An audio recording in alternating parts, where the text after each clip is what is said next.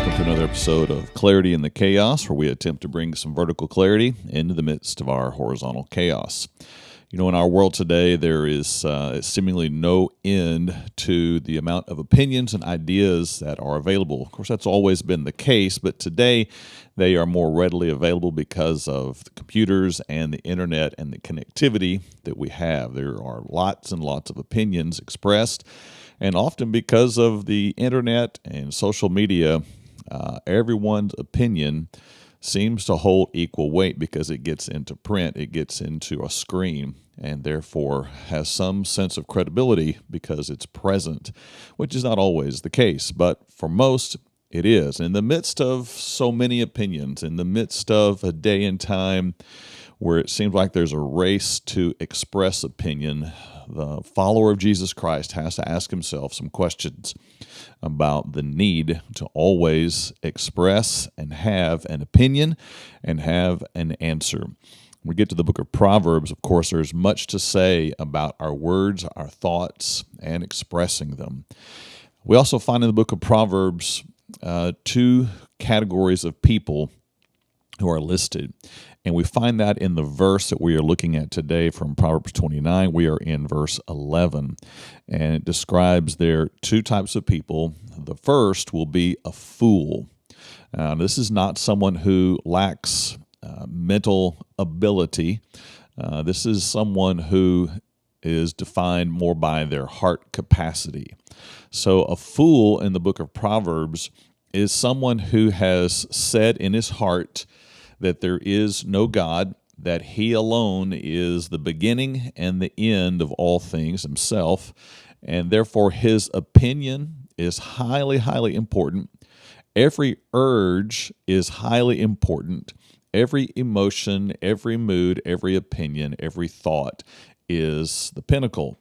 And so it must be shared. There must be approval from others.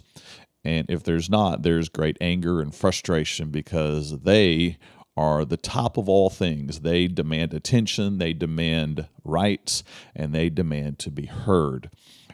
So this is the first person. The other person is a wise person. Proverbs says much about the man of wisdom, the person who has wisdom in their heart. And this person who is defined as wise is the one who fears God. They recognize that there is a God. He is in control of all things. He has purpose. He has power. He has grace. And he has truth for us. And so they temper their lives by his presence, his power, and his purposes.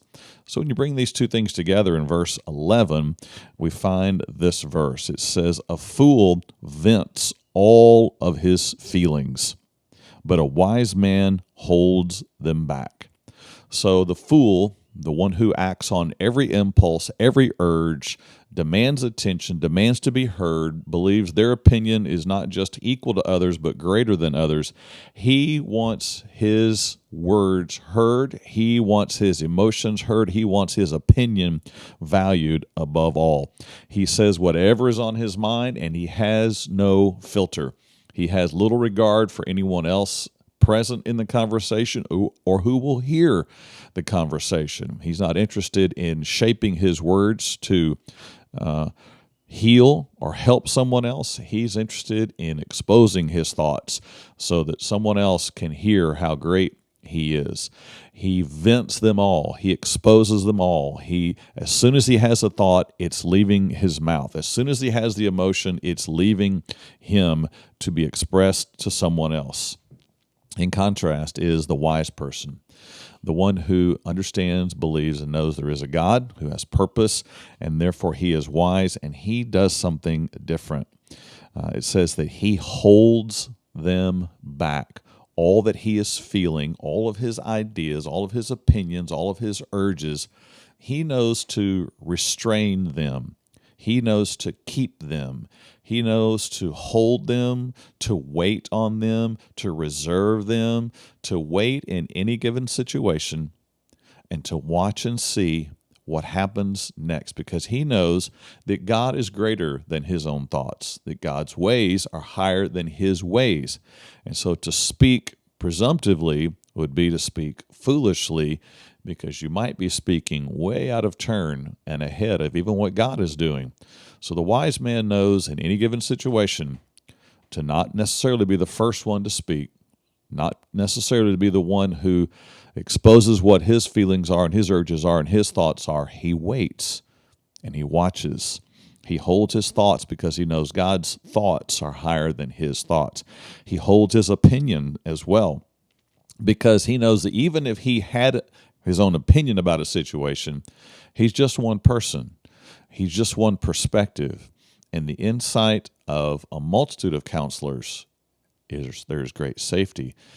In the voice of just one, however, there can be risk and limited perspective. So he knows to hold his opinion, he knows to hold his thoughts, and he knows to hold his tongue because of where other people are.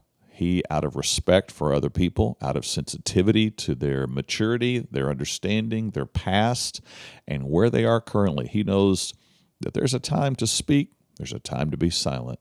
There's a time to weigh our words carefully, and the wise man does that. He holds his words. He chooses his words. Like an artist, like a craftsman, like an engineer, he plans effectively which words he will say, how he will say them, the tone he will use, and the timing for those words, so that they might be effective in helping someone, in helping spread the peace of God, the purpose of God, and the power of God. So today, in all of the rush to express opinion and all of the rush to express urges and desires, don't be like the fool who says and does everything with no filter. Be the wise man who guards what he says, guards his thoughts, and guards his opinion. For then you'll find greater purpose for your words, and you'll find greater clarity in the midst of the chaos.